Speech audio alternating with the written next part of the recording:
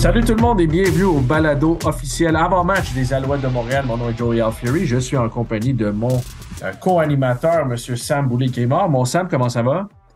Ben là, ça va de mieux en mieux. On se rapproche de la coupe, donc ça peut pas mal aller, là, je te dirais. Là. On est à Toronto, puis écoute, j'étais un peu fébrile là, pour la game, moi, t'avouer. Attends une seconde, Sam. Quoi? Ça sent quelque chose ici. Ça sent la coupe, mon Sam. Ça sent la coupe. Non, c'est une joke. Mais écoute, il y a une coupe d'étapes à faire avant d'arriver là. Euh, Gros match, évidemment, samedi au BMO Field contre les Argos. Les Argos ont perdu 2 matchs cette année, Sam. Le premier match était à Calgary où j'allais dire Bolívar Mitchell, mais Chad Kelly n'a pas joué la deuxième demi, a été blessé. Et ils ont perdu un match à Winnipeg aussi, un match où Chad Kelly n'a pas joué du tout. Donc, ils ont fini avec une fiche de 16-2. Ils ont, c'est-tu 14 ou 16 joueurs sur l'équipe L'Étoile de l'Est. Ils ont un autre 6 sur l'équipe d'Étoiles de la LCF. Donc, c'est tout un défi qui attend les Alouettes, mais je sais que pendant la saison régulière, Sam, on a vu les Argos 3 fois de près. Et une fois, les Alouettes se sont fait, je pense que je peux le dire, là, ramasser au BMO Field le 9 septembre. Mais les 2 matchs à Montréal, les matchs étaient quand même serrés. Là. On parle de matchs d'une possession. Je pense que le dernier match, les Alouettes auraient dû même gagner ce match-là. Il y avait une interception qui est venue tard lors du quatrième quart.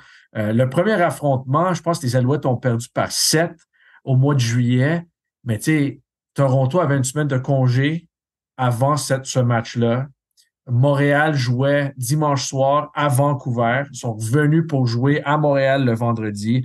Donc, c'était une semaine très courte. Donc, je sais pas de ce que, est-ce que ça va être facile? Non, ça sera pas facile, mais est-ce que les Alouettes ont des chances? Absolument. Est-ce qu'ils sont les négligés? Absolument.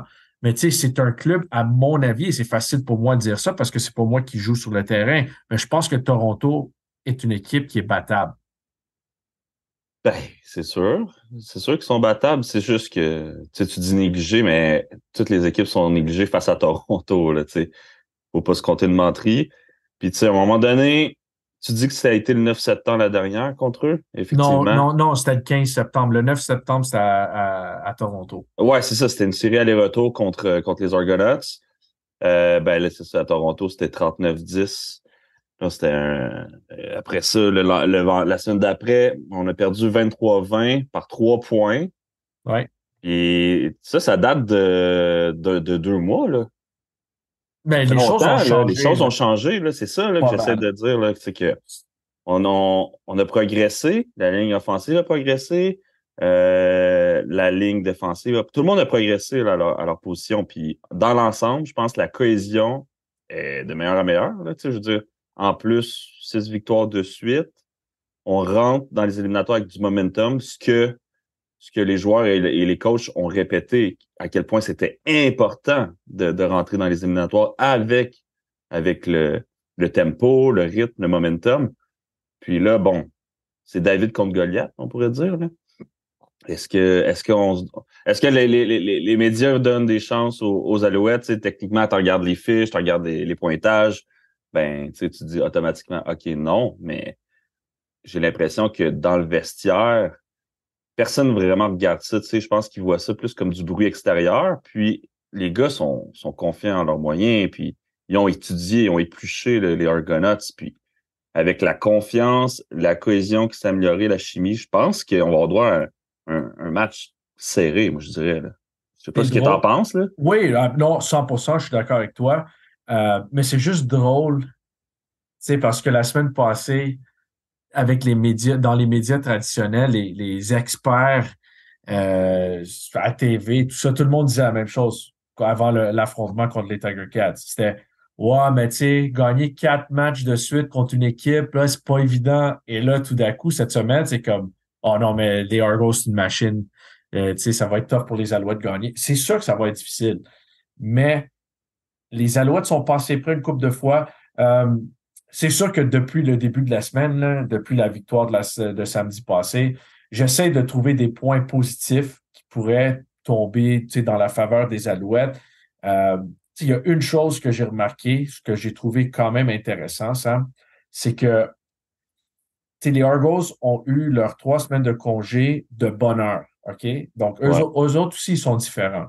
Mais ils ont eu un bye week la première semaine de la saison et la deuxième semaine, ils sont revenus, ils ont battu les Tiger Cats facilement. C'était 32-16, si je ne me trompe pas. OK? Mais ça, c'est un congé la première semaine de la saison. C'est un peu différent. Là, j'ai regardé les 2 autres semaines de congé. OK? Ce que j'ai remarqué, c'est que oui, ils ont gagné leur match et il faut leur donner crédit. Mais on en a déjà parlé. Après leur 2e semaine de congé, ils sont venus à Montréal et ils ont failli perdre contre une équipe qui a joué dimanche à Vancouver et qui est revenue à Montréal vendredi et a dû jouer 2 matchs en comme 5 jours. Ça a passé proche de perdre. Là, la 3e et dernière semaine de congé, ils ont reçu les Stampeders de Calgary, qui ont été moyens cette année. Les Stampeders ont Ouais. marqué 31 points lors du 2e et 3e quart de ce match-là. Ils ont quand même perdu le match. Mais, tu sais, ça, d'habitude, les Argos, ils en ont gagné plein de faciles cette année. T'sais, ils ont gagné des matchs facilement. Pas que les matchs étaient faciles, mais ils ont tellement bien joué que c'était des matchs un peu plus faciles. Mais on dirait qu'après des semaines de congé, c'est un peu plus compliqué pour eux autres. Donc, est-ce que ça veut dire quelque chose, ça? Aucune idée. Je ne sais pas. En fin de compte, ils ont gagné leurs 2 matchs. Mais ça a l'air que c'est un peu plus compliqué après une semaine de congé. Et évidemment, ils ont terminé premier dans la division Est. So, ils ont eu le congé la semaine passée. Donc, est-ce qu'il va y avoir de la rouille? Je ne sais pas. Mais les faits, c'est que oui, ils sont 3 victoires, aucune défaite après une semaine de congé en 2023. Mais ça reste que 2 des victoires ont été quand même compliquées contre 2 équipes. L'équipe qui a fini 2e dans l'Est puis l'équipe qui a fini 3e dans l'Ouest. Ouais, puis tu sais, là, je veux dire, on est en éliminatoire, là, donc là, la saison, techniquement, elle veut plus dire grand-chose. Oui, on se base beaucoup là-dessus, mais en ce moment, tu sais, tu regardes là, l'équipe qu'on avait, tu sais, Letcher était même pas dans l'alignement, là, puis Letcher était un gros facteur, là, dans la dernière poussée des Alouettes, là, vers Ben les oui. éliminatoires. Mais Sankey aussi, regarde, Le facteur 5 qui. Sankey est arrivé à Montréal le lundi de la dernière game contre les Argos, puis il a joué la game du 15 septembre, mais il est arrivé 4 jours avant. Ça, c'est Tu sais, fou. les choses ont changé depuis ce temps-là. Ben oui, il a eu le temps d'assimiler correctement le système de Thorpe, puis d'apprendre à connaître ses coéquipiers, puis de se faire confiance dans l'alignement et tout ça. Puis, mon Dieu, là, il a progressé énormément. Absolument. Fajardo aussi, ben, je pense que ça peut être un facteur. Tu sais, c'est quoi? Il y a eu 2 finales de l'Ouest, là, en 2019 puis 2021. Oui, il a failli Il a gagner joué. en 2019 à Winnipeg, mais il avait frappé le poteau. C'est ça. Il y avait un receveur qui était fin seul dans la zone début, puis il avait frappé le poteau. Donc, ils ont perdu comme ça. Donc, il a passé proche de passer en Coupe Grey en 2019, puis ils ont perdu en 2021 à Winnipeg encore. Donc, tu sais, lui, finale de l'Est, c'est nouveau pour lui, mais finale de division, c'est pas nouveau, là. Il y en a vu d'autres, là. Oui. La pression, ça ne fait pas peur. Puis, je pense qu'il y avait, si les stats sont bonnes, là, c'était une moyenne de plus de 315 verges par la passe minimum là, dans ces 2 matchs-là. OK. Donc, Ça, je normalement, savais pas. Cody performe en finale. Puis, je pense que c'est juste encourageant de souligner ça, surtout qu'avec son jeu par la course, ça a été quand même. Ça, c'est un très bon point. Ça en a surpris plus d'un, mais en même temps, ceux qui le connaissent et qui l'ont vu jouer depuis longtemps savent que Cody il peut courir. C'est juste qu'il n'utilise pas toujours cette arme-là Ouais. depuis quelques saisons. Là. Mais ça, c'est un bon point. Ça, je suis content que tu l'as souligné parce que je voulais le mentionner. Tu sais, la semaine passée contre Hamilton, pendant le match, le jeu au sol avec les demi-offensifs, ça n'a, tu sais, ça n'a pas fonctionné si bien que ça, là. C'était moyen. Les Tiger Cats ont vraiment fait une bonne job pour arrêter la course. Absolument. Mais Fajardo qui court pour plus de 60 verges, tu sais, c'est énorme, là. Il a couru pour une coupe de premier essai. Donc, tu sais, ça peut changer l'allure d'un match. Et en fin de compte, tu sais, je dis ça, puis en même temps, tu Stanback a fini avec 95 verges. Là, donc, il a quand même connu un bon match. Et ce qui a été encourageant pour moi, puis je l'ai mentionné dans mon après-match, après la game en direct sur le terrain, mais la dernière séquence à l'attaque, là, tout le monde sait que les Alouettes allaient courir le ballon. Tout le monde. Moi, toi, les fans dans les estrades, Francis, notre PR, tout le monde le savait. Les Argonauts, surtout. Les Tiger Cats aussi. Les Tiger Cats, excuse. Puis ils ont été ils ont bien couru le ballon.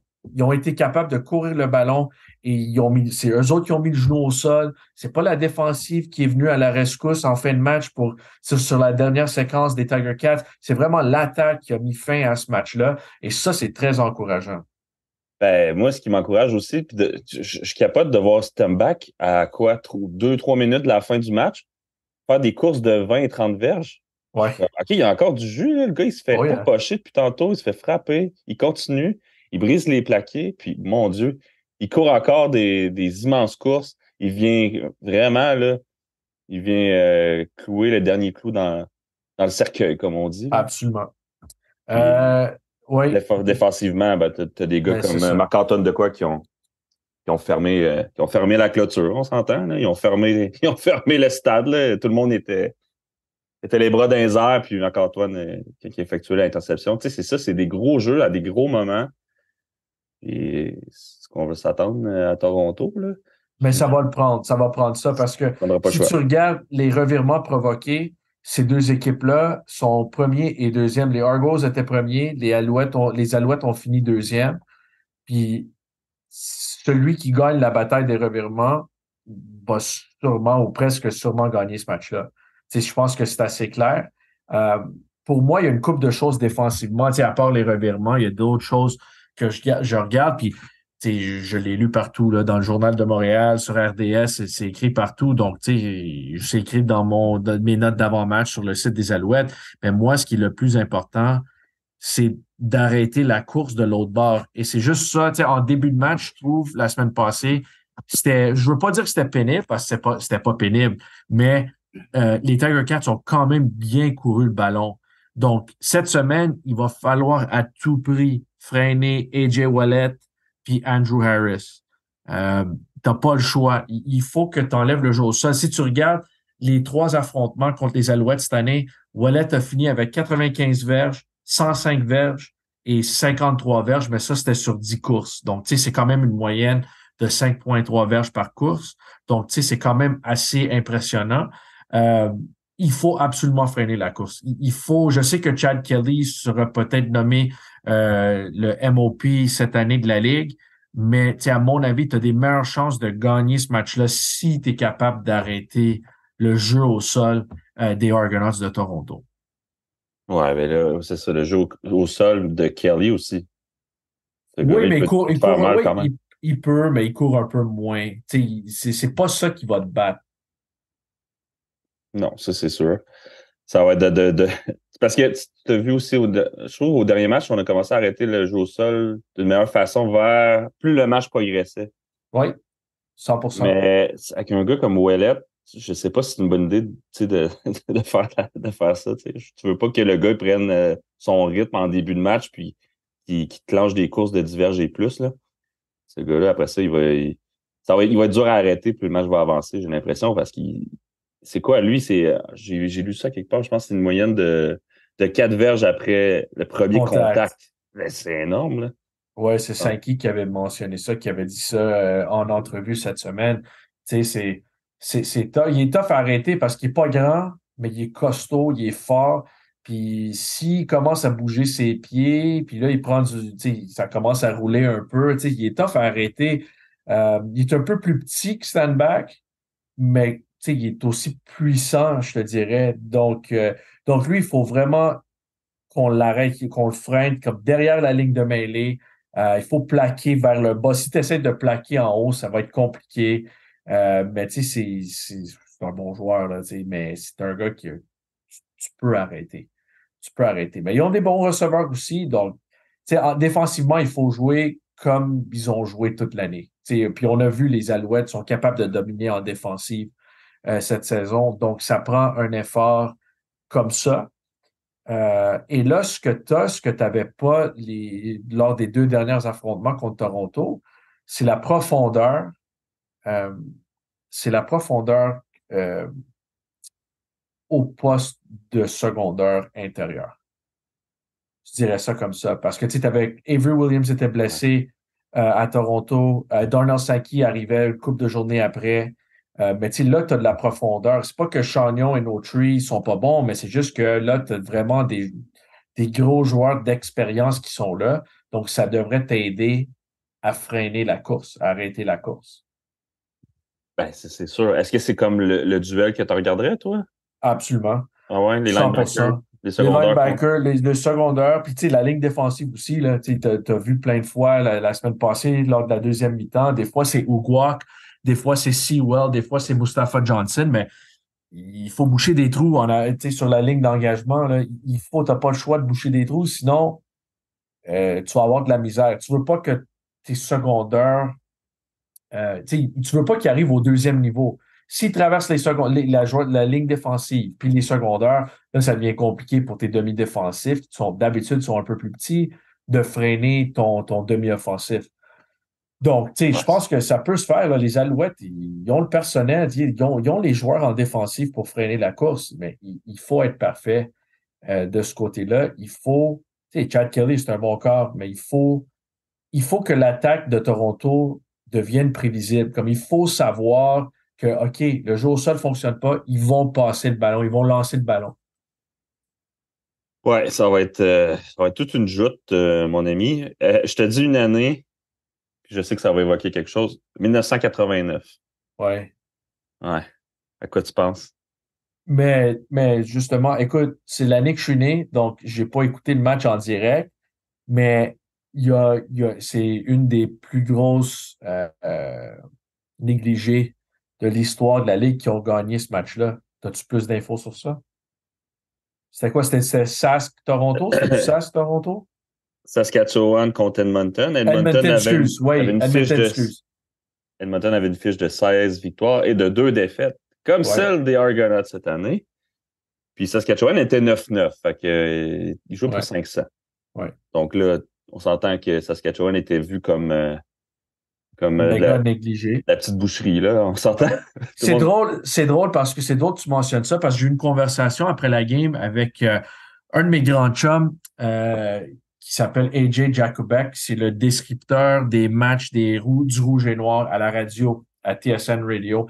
Et lui, là, il habite à Ottawa, évidemment, mais lui il a grandi à Edmonton, puis il était grand fan des Eskimos dans le temps. Ah ouais, Puis c'est ça qui m'a texté. Il dit, écoute, après la game contre Hamilton, il m'a dit, écoute, c'est sûr que les Alouettes sont les négligés. Il dit, mais moi, j'ai vécu ça en 89 quand les Eskimos étaient une machine, puis personne pensait que les Riders pouvaient gagner ce match-là. Et en fin de compte, c'est les Riders qui sont rentrés à Edmonton pour gagner c'était la finale de l'Ouest. finale de l'Ouest, ouais. Puis, tu sais, ça peut arriver. Tu sais, le Rouge et Noir ont gagné un championnat avec 8 ou 9 victoires il y a une couple d'années, là. Tu sais, ça arrive. Toronto en 2017, c'est-tu en 2017? Les Argos, non, c'était 16, 17, 18, je me rappelle pas. Mais tu sais, quand il y avait neigé, les Stampeders étaient peut-être la meilleure équipe de la Ligue, puis c'est les Argos qui ont gagné le championnat. 2017. 2017, on ne sait jamais. 2004, tu sais, dans la Ligue canadienne de football, c'est une drôle de ligue parce que, tu sais, tu as des équipes à chaque année qui rentrent 8-10, 9-9. Tu sais, les Alouettes sont 11-7. Donc, tu sais, c'est quand même drôle de dire qu'une équipe qui a gagné 11 matchs Ben oui. est si négligée que ça.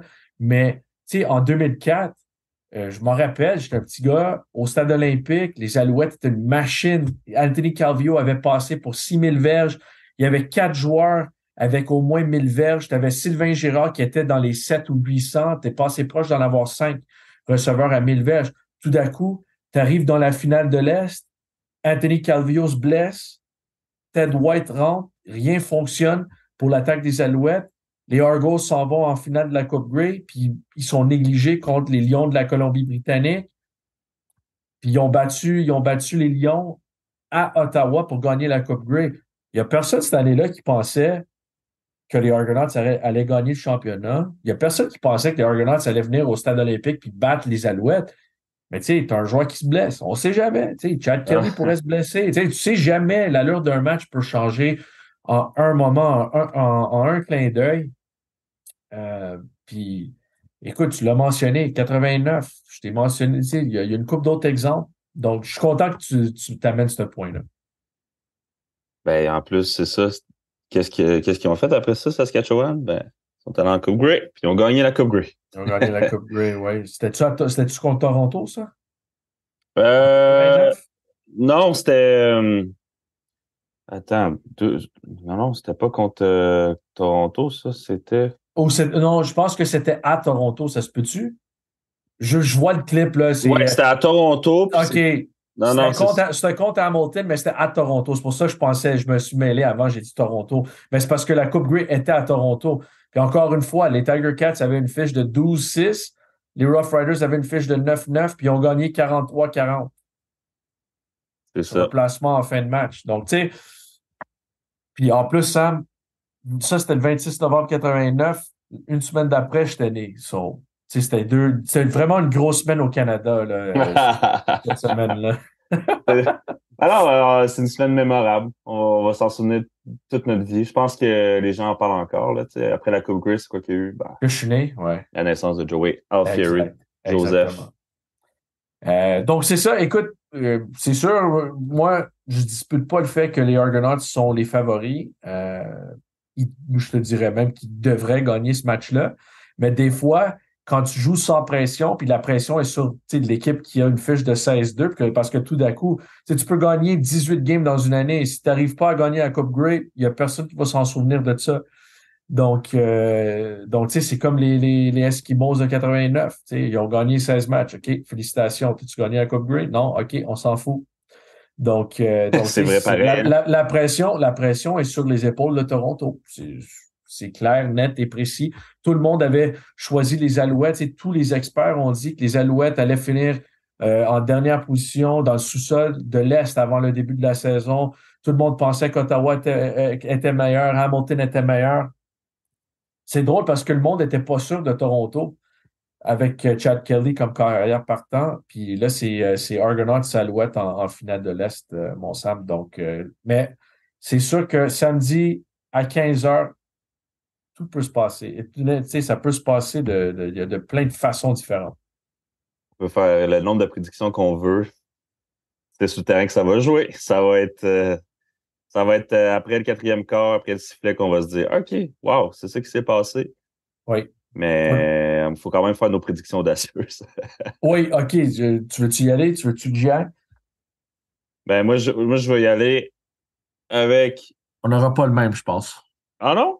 Donc, moi, c'est une personne individuelle, une performance individuelle. Ah, OK. Moi, je dis on va finir le match avec 5 revirements provoqués.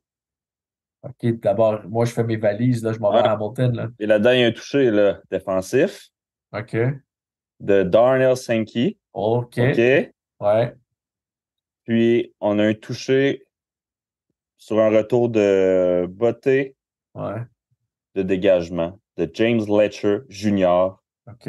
Donc, la force des touchés des unités spéciales et défensives réunies ensemble à nouveau.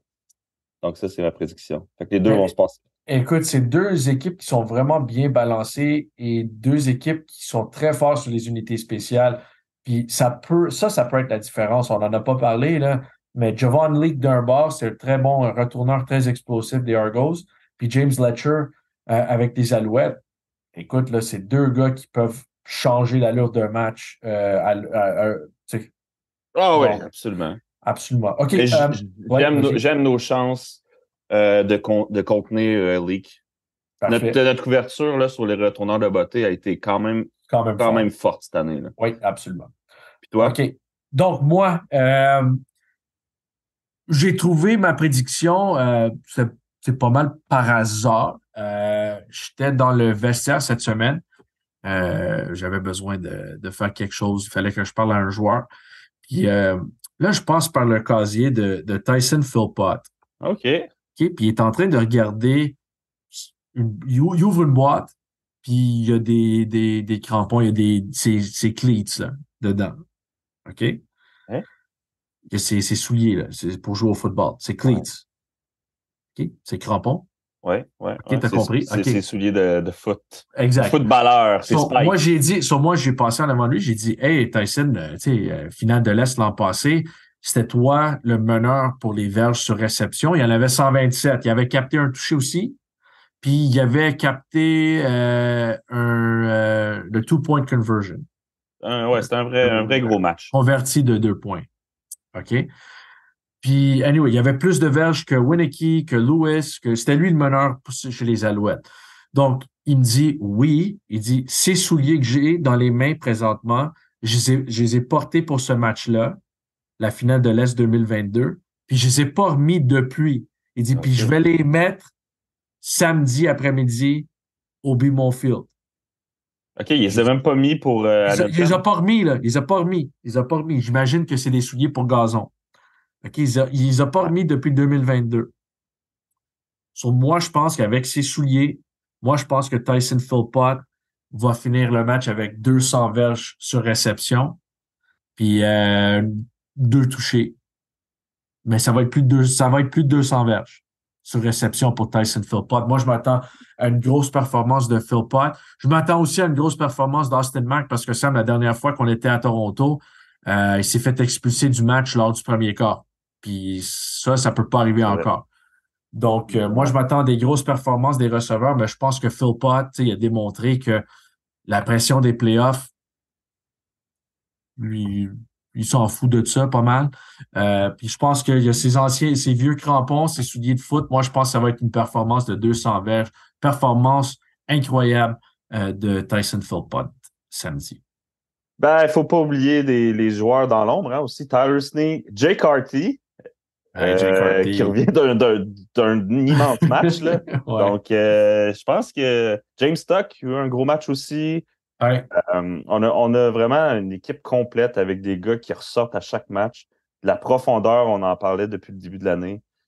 Donc, ça va être vraiment. Moi, j'ai l'impression que ça va être l'équipe qui va écoper le moins de pénalités qui va peut-être Mais pénalité l'emporter. revirement, là, c'est gros. Mais tu sais, Ouais, les Alouettes, la semaine passée, il n'y a personne qui en parle, là, mais ben non. ils n'ont pas pris de pénalité juste à la fin, la dernière minute du match, quand Chris Edwards a fait le fou sur le terrain. C'était la seule pénalité qu'ils ont écopé du match, là. Si tu fais ça encore demain, tu as des bonnes chances de gagner, là. Ouais, puis ça va brasser. Ça va être chaud. C'est Il va sûr, y hein, avoir contre les des, Argos, c'est toujours chaud, mon il chum. va y avoir des paroles, comme on dit, du trash talk.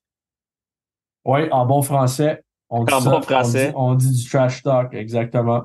des paroles, ouais, des paroles de poubelle. Hey man, je m'en vais-tu à Hamilton la semaine prochaine ou quoi, là? Tu veux-tu me le dire? Ben, en tout cas, l'hôtel est booké. Ah oui? Ben, tout est booké. OK. Non? Oh, je sais Ah, pas. on t'a pas dit. Non, écoute, une semaine à la fois, hein, comme on dit. Ah, OK. T'es sage. Ouais, All right, bon sang. j'aimerais ça. J'aimerais ça y aller avec toi. Moi aussi, j'aimerais ça. Puis, écoute, moi, si qu'on gagne, qu'on perd, j'ai mon après-match en direct du stade de BMO, au bout du terrain BMO. Euh, Peu importe, directement après la... peu importe le Oui, résultat, tu peu vas pleurer. importe. Peu importe. Mais non, je pense pas si Non? on perd, je pleurerai pas si on perd, mais si on gagne, là, ça va être rough. On a vécu des choses aux Alouettes cette année, mon chum. Tu sais, Ouais, ouais. début de 2023, c'était compliqué notre affaire, là. Ouais.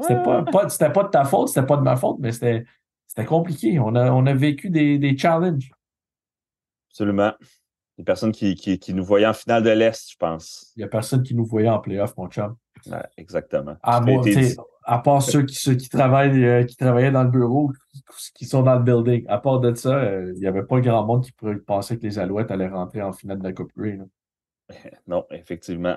Donc, il manque une étape pour se rendre là. C'est samedi à 15 heures à Toronto. Les Alouettes vont affronter les Argonauts. Et c'est tout ça. Bon match. On se croise. J'espère qu'on va faire. Je pense que, tu sais, on peut le dire, il va sûrement avoir un podcast la semaine prochaine. Mais si on est à Hamilton, moi et toi, la semaine prochaine, je pense qu'on va en faire pas mal, là. Je pense qu'il va en avoir plus qu'un avec des entrevues exclusives et tout ça. Donc, il va y avoir beaucoup de contenu si on est à Hamilton. Même si on n'est pas à Hamilton, il va y avoir beaucoup de contenu, mais Ah, absolument. ça va être du contenu différent. On Ah, veut du contenu on en, heureux. Donc c'est Positif. ça. Exact, positif. All right, Sam, bon match. On se recroise la semaine prochaine. Salut, Joey. Salut tout le monde. Bon match.